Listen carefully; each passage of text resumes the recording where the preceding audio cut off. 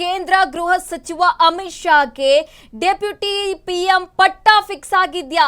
ದೇಶದ ಮುಂದಿನ ಉಪ ಪ್ರಧಾನಿ ಆಗ್ತಾರ ಅಮಿತ್ ಶಾ ಅಂತ ಪ್ರಶ್ನೆಗಳು ಹುಟ್ಕೊಳ್ತಾ ಇದೆ. ನಿತಿನ್ ಗಡ್ಕರಿಗೆ ಹೆಚ್ಚಿನ ಜವಾಬ್ದಾರಿ ನೀಡುವ ಸಾಧ್ಯತೆ ಇದೆ.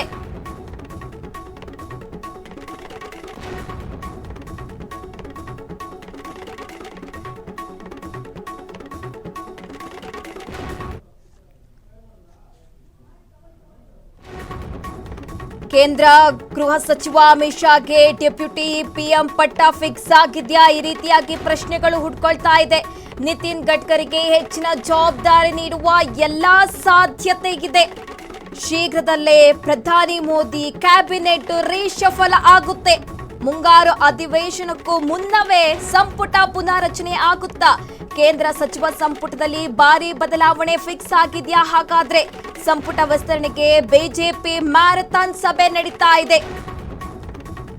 ಕೇಂದ್ರ ಗೃಹ ಸಚಿವ ಅಮಿತ್ ಶಾಗೆ ಡೆಪ್ಯೂಟಿ ಸಿಎಂ ಪಟ್ಟ ಸಿಗುತ್ತಾ ಅಂತ ಪ್ರಶ್ನೆಗಳು ಹುಟ್ಕೊಳ್ತಾ ಇರುವಂತದ್ದು.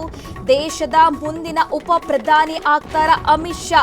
ನಿತಿನ್ ಗಡ್ಕರಿಗೂ ಕೂಡ ಹೆಚ್ಚಿನ ಜವಾಬ್ದಾರಿ ನೀಡುವ ಎಲ್ಲಾ ಸಾಧ್ಯತೆ ಇದೆ ಅಂತ ಕೂಡ ಹೇಳಲಾಗ್ತಾ ಇದೆ. ಶೀಘ್ರದಲ್ಲೇ ಪ್ರಧಾನಿ ಮೋದಿ ಕ್ಯಾಬಿನೆಟ್ ರೀಶಫಲ್ ಆಗುವ ಎಲ್ಲಾ ಸಾಧ್ಯತೆ ಇರುವಂತದ್ದು.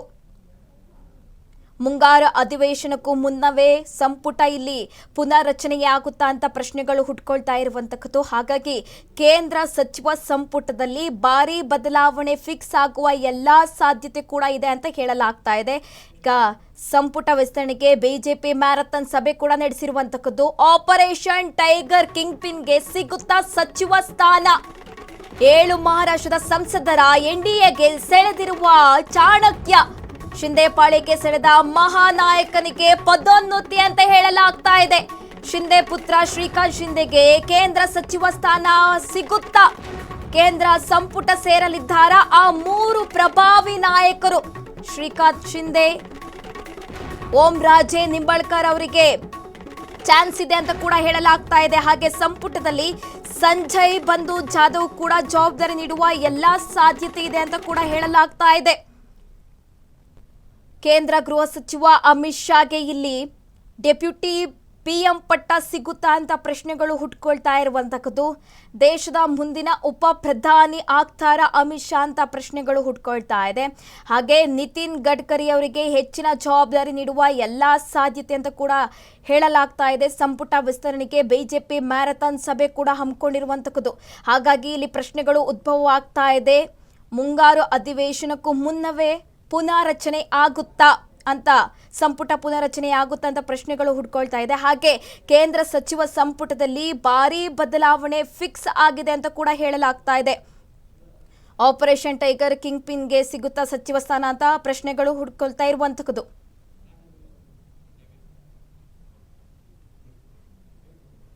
ಈ ಬಗ್ಗೆ ಹೆಚ್ಚಿನ ಡೀಟೇಲ್ಸ್ ಕೊಡ್ತಾರೆ ನಮ್ಮ ಪ್ರತಿನಿಧಿ ಸಾಹಿಲ್ ಅವರು ಲೈವ್ ನಲ್ಲಿ ಜಾಯಿನ್ ಆಗಿದ್ದಾರೆ. ಸಾಹಿಲ್, ದೇಶದ ಮುಂದಿನ ಉಪ ಪ್ರಧಾನಿ ಅಮಿತ್ ಶಾ ಆಗ್ತಾರ ಅಂತ ಪ್ರಶ್ನೆಗಳು ಹುಟ್ಕೊಳ್ತಾ ಇರುವಂತದ್ದು. ಮುಂಗಾರು ಅಧಿವೇಶನಕ್ಕೂ ಮುನ್ನ ಇಲ್ಲಿ ಸಂಪುಟ ಪುನಾರಚನೆಯಾಗುತ್ತಾ? ಬದಲಾವಣೆ ಫಿಕ್ಸ್ ಇದೆಯಾ? ಏನೆಲ್ಲ ಮಾಹಿತಿ ಇದೆ ಸಾಹಿಲ್? ಸುರಭಿ, ಈಗ Amit Shah deputy prime minister ಆಗಬೇಕು ಅನ್ನುವುದಾದ್ರೆ ಅದಕ್ಕೆ ಯಾವ ಕಾರಣದ ಮಾನದಂಡದಲ್ಲಿ ಆಗ್ತಾರೆ ನೋಡಿ. ನರೇಂದ್ರ ಮೋದಿಯವರ ಕ್ಯಾಬಿನೆಟ್ನಲ್ಲಿ ರೀಶಫಲ್ ಆಗುತ್ತೆ ಎನ್ನುವಂತಹ ವಿಚಾರ ಚರ್ಚೆಗೆ ಬಂದ ನಂತರ ನರೇಂದ್ರ ಮೋದಿ ಅವರಿಗೆ ಎದುರಾದಂತಹ ಸವಾಲು ತೃಣಮೂಲ ಕಾಂಗ್ರೆಸ್ನಿಂದ ಬಂದಂತಹ ಸಂಸದರು, ಅದಾದ ನಂತರ ಶಿಂದೆ ಬಣ ಛಿದ್ರಗೊಂಡು ನರೇಂದ್ರ ಮೋದಿ ಪ್ರೇರಿತರಾಗಿ ಪರಿವರ್ತನೆ ಆದಂತಹ ಸಂದರ್ಭದಲ್ಲೂ ಕೂಡ ನರೇಂದ್ರ ಮೋದಿ ಅವರಿಗೊಂದು ಸವಾಲು ಎದುರಾಯಿತು.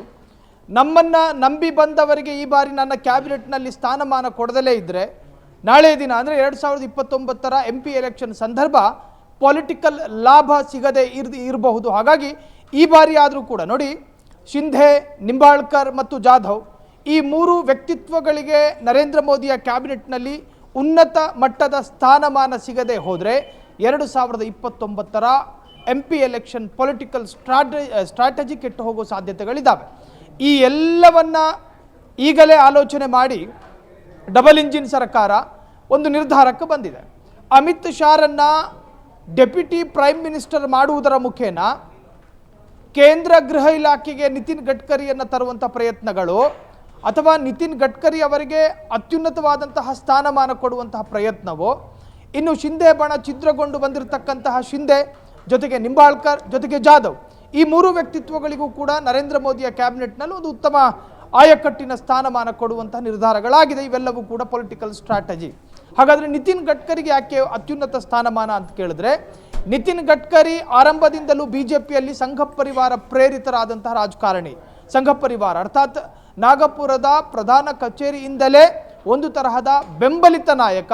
ಹಾಗಾಗಿ ನಿತಿನ್ ಗಡ್ಕರಿ ಅವರಿಗೆ ಆಯಕಟ್ಟಿನ ಅತ್ಯುನ್ನತ ಸ್ಥಾನಮಾನಗಳು ಸಿಗಬಹುದು. ಇನ್ನು ಅಮಿತ್ ಶಾ ಅವರಿಗೆ ಡೆಪ್ಯೂಟಿ ಪ್ರೈಮ್ ಮಿನಿಸ್ಟರ್ ಮಾಡುವುದರ ಮುಖಾಂತರವಾಗಿ ಒಂದು ರಬ್ಬರ್ ಸ್ಟಾಂಪ್ನಂತೆ ಅವರನ್ನು ಬಳಸೋ ಸಾಧ್ಯತೆಗಳು ಕೂಡ ದಟ್ಟವಾಗಿದೆ. ಸುರಭಿ, ಸಾಹಿಲ್, ಇನ್ನೊಂದೇನಂದ್ರೆ ಕೇಂದ್ರ ಸಂಪುಟದಲ್ಲಿ 3 ಪ್ರಭಾವಿ ನಾಯಕರು ಬರುವ ಚಾನ್ಸಸ್ ಕೂಡ ಇದೆ ಅಂತ ಹೇಳಲಾಗ್ತಿದೆ. ಹಾಗೆ ಯುವ ಮುಖಗಳಿಗೆ ಏನಾದ್ರು ಮಣೆ ಹಾಕುವ ಚಾನ್ಸಸ್ ಇದೆಯಾ ಸಾಹಿಲ್? ಇಲ್ಲಿ ಯುವ ಮುಖಗಳಿಗೆ ಮಣೆ ಹಾಕುವ ಸಾಧ್ಯತೆ ಇದೆಯಾ ಇಲ್ವಾ ಅನ್ನುವಂತಹ ಪ್ರಶ್ನೆಗೆ ನೋಡಿ, 7 ಸಂಸದರನ್ನ ಶಿಂಧೆ ಪಾಳೆಯಕ್ಕೆ ಸೆಳೆದಂತಹ ಮಹಾನಾಯಕನಿಗೆ ಒಂದು ಪದವಿ ಸಿಗುವಂತಹ ಸಾಧ್ಯತೆ ನೋಡಿ. ಅವರನ್ನ ಈ ಬಾರಿ ಒಂದು ವೇಳೆ ಅಂತಹ ಒಂದು ಸ್ಥಾನಮಾನ ಕೊಡದೆ ಹೋದರೆ ನರೇಂದ್ರ ಮೋದಿಯ ಕ್ಯಾಬಿನೆಟ್ಗೆ ಪೆಟ್ಟು. ಹಾಗಾಗಿನೇ ಶ್ರೀಕಾಂತ್ ಶಿಂಧೆ, ಓಂ ರಾಜೆ ನಿಂಬಾಳ್ಕರ್, ಸಂಜಯ್ ಜಾಧವ್ ಈ 3 ವ್ಯಕ್ತಿತ್ವಗಳಿಗೂ ಕೂಡ ನರೇಂದ್ರ ಮೋದಿಯ ಕ್ಯಾಬಿನೆಟ್ನಲ್ಲಿ ಮ್ಯಾಕ್ಸಿಮಮ್ ಸ್ಥಾನಮಾನ ಸಿಗಬಹುದು ಅನ್ನುವಂತಹ ಚರ್ಚೆಯೂ ಕೂಡ ದಟ್ಟವಾಗಿದೆ. ಸುರಭಿ, ಮಾಹಿತಿಗಾಗಿ ಧನ್ಯವಾದಗಳು ಸಾಹಿಲ್.